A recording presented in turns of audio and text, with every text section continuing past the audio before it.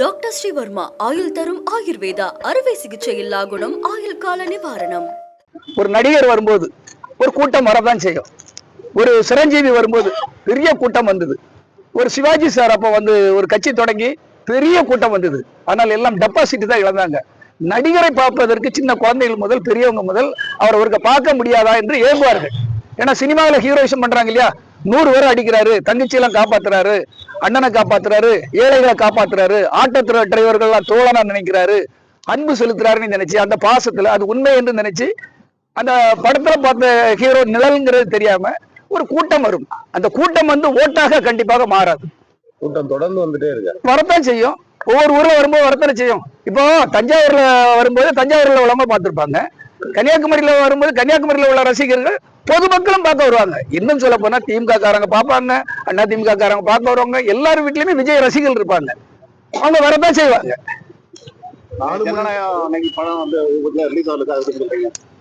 ஜனநாயகன் படம் எனக்கு பேர் அதிர்ச்சி தான். ஏன்னா நானும் ஒரு 100 படங்களுக்கு மேல வெளியிட்டவை. இந்த மாதிரிலாம் வெளியாக கூடாது. நான் என்ன நினைக்கிறேன்னா, இந்த படத்தை எடுத்தது யாரு? விஜய்.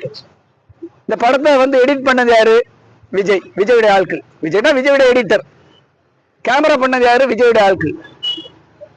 ஃபைட் மாஸ்டர் யாரு? எல்லாம் விஜயுடைய ஆட்கள் இந்த படத்தை எடுத்திருக்காங்க. அதனுடைய கண்ட்ரோல் யார்கிட்ட இருக்கும்? விஜய் கையில இல்ல ப்ரொடியூசர் கையில இல்ல. இந்த எனக்கு தெரிஞ்சு ஒரு படம் எடிட் பண்ணி எடிட்டர் வச்சிருப்பாங்க. இந்த காப்பி விஷயம் தெரியாம எல்லாரும் அங்கெங்கெல்லாம சொல்றாங்க, எடிட்டர் வச்சிருப்பாங்க. நீங்க யார் மேல எஃப்ஐஆர் போட்டு கேஸோ கிரைமோ நீங்க சைபர் கிரைம்ல கம்ப்ளைண்ட் பண்ணணும், அந்த ப்ரொடியூசர் மேலதான் கம்ப்ளைண்ட் பண்ணணும், இல்ல விஜய் மேல கம்ப்ளைண்ட் பண்ணணும், இல்ல அந்த எடிட்டர் மேல கம்ப்ளைண்ட் பண்ணும், இல்ல அந்த படத்துல வேலை பார்த்த அந்த பட குழு மேல கம்ப்ளைண்ட் பண்ணும். இந்த காப்பி எப்படி வெளியே போக சொல்லுங்க? நம்ம லாஜிக்கா திங்கிங் பண்ணணும் சார். புத்தி இது கட்டு அவன் பண்ணிருப்பானா, இவன் பண்ணிருப்பானா, இவன் பண்ணி எவனும் பண்ண மாட்டான். இந்தியாவில் யாருக்கும் பண்ணாதான் இவங்களுக்கு மட்டும் பண்ணிடுவாங்க. எனக்கு தெரிஞ்சு அவங்களே திட்டமிட்டு இந்த படத்தை வெளியிட்ட மாதிரி வெளியிட்டால் அது மூலமா ஒரு பையோ பாவம் அவர் படத்தையே திருடிட்டாங்கன்னு ஒரு அனுதாபாலையை உருவாக்கலாம் என்ற கண்ணோட்டத்தோடு எனக்கு தெரிஞ்சு அவங்களே தான் பண்ணிருப்பாங்க. இதே வந்து சிபிஐ மாதிரி இல்ல, சைபர் கிரைம் எல்லாம் சேர்ந்து அவங்க மேலே விசாரணை நடத்தும். ஏன் இவ்வளவு நாள் இருந்தது, ஏன் இப்ப ரிலீஸ் ஆயிடுச்சு? அந்த படம் அவங்க கையில தானே சார் இருக்கு, பொருள் அவங்க கையில தானே இருக்கு. அவங்களே ரிலீஸ் பண்ணிருக்கலாம், அவங்க கிட்ட விசாரணை பண்ணணும்ல. அப்படி சொல்லலாம் சார், ஏன் அப்படி யோசிக்க கூடாது? அவங்கதான் இந்த ஆதவர்ஜன மாதிரி தப்பானவங்க. அவங்க பாருங்க, அந்த கூட இருக்க பொருளாளர் பாருங்க, மனைவியை துரத்தி விட்டுட்டு அந்த குழந்தைய வந்து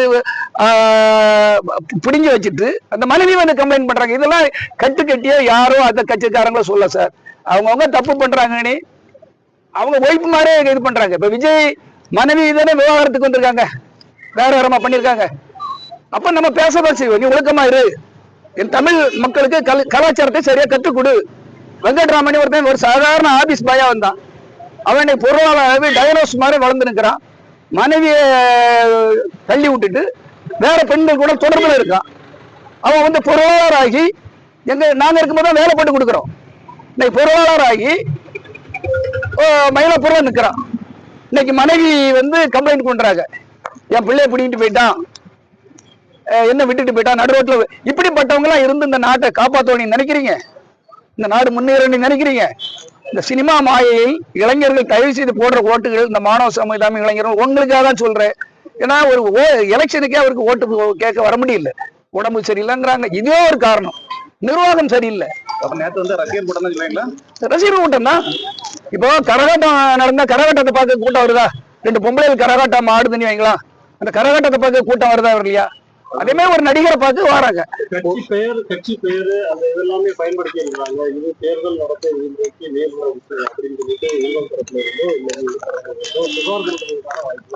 இப்போ வந்து இந்த ஜனநாயகன் படத்துக்காக நான் புகார் கொடுக்கணும்னு நினைக்கிறேன்.